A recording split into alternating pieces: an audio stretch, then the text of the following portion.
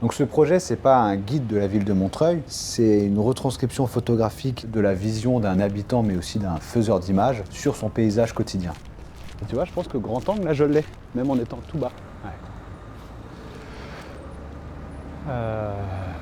Ok. À la jeunesse de ce projet, l'idée était de faire une cartographie de la ville de Montreuil, enfin, un peu à la manière de Hadjet avec le vieux Paris. Tu vois, genre en général, je pars et je fais 4 endroits différents. Là, c'est vraiment parce qu'on nous a permis de se balader dans Mosinor que j'aurais prévu plus que d'habitude, mais... On a commencé à lister un peu les endroits phares avec un urbanisme singulier ou un bâtiment hors du commun, extraordinaire même. 5 secondes, 6 secondes, 7 secondes, 8 secondes. Et au fur et à mesure, je me suis rendu compte que ça devenait presque une contrainte dans le sens où ce que je prenais en photo, mais surtout ce que je ne prenais pas en photo, avait une incidence, donnait un certain jugement de valeur. Pourquoi je prends en photo ce lieu-là et pas celui-là? Si je prends en photo une école, est-ce qu'il va falloir que je fasse toutes les écoles de la ville? Est-ce qu'il va falloir que je fasse tous les parcs de la ville? Donc je me suis un peu détaché de cette idée originale. Et le jour où je me suis vraiment libéré, c'est quand je me suis fait confiance et que j'ai fait confiance à mon instinct, en m'arrêtant sur un endroit parce qu'il m'inspirait, parce qu'au moment où je passais, il y avait une lumière, un angle, une vue dégagée. Et donc, je me suis basé plus sur mon œil de photographe plutôt que sur l'idée de faire un inventaire de la ville. L'idée, c'est d'avoir les gradins et le stade.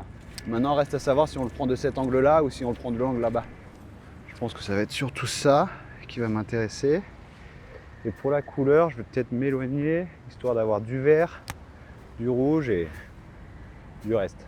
Donc là où je me suis obligé une certaine exhaustivité, c'est dans ma déambulation, en arpentant réellement tous les quartiers de la ville, toutes les ruelles, et en ayant un peu comme routine une journée, un quartier. Et donc par opposition à ce que j'ai appelé le paysage extraordinaire, donc les places phares de la ville, mais en contradiction un peu les paysages ordinaires, ceux qu'on voit un peu tous les jours. En donnant cette attention à ce paysage, j'ai espoir de lui donner vraiment une singularité. Franchement, j'aurais pu faire un projet sur les parcs pour enfants, tu vois. Les parcs pour enfants, c'est trop beau. Pas facile, hein, il y a plein de plans qui sont chouettes là.